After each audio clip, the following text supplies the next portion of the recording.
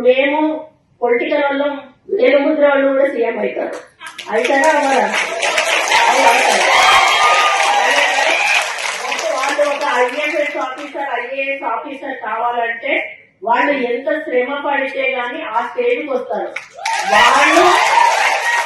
వాళ్ళు మా ముందు నిల్చొని నేను చెప్పింది వాళ్ళు వినాలి. అంటే రాజ్యాంగం రాసింది, అది మనం ఏం చెయ్యలేము. దీన్ని విమర్శగా తీసుకోవద్దు దయచేసి. దీన్ని ఎక్స్పోజ్ కూడా చేయొద్దు. నా మనసులో ఉన్న అభిప్రాయాన్ని నేను చెప్తా ఉన్నాను. మాకు చదువు రాదు, మాకు సబ్జెక్ట్ తెలియదు, ఇష్టం ఉన్నట్టుగా వాళ్ళు ఏదైనా చేస్తే ఇష్టం ఉన్నట్టుగా తిట్టేస్తాం, మీరు ఏ పని చేయలేదు. అదానికి రూల్ ఒప్పుకోకపోవచ్చు, దానివల్ల వాళ్ళు చేయకపోవచ్చు.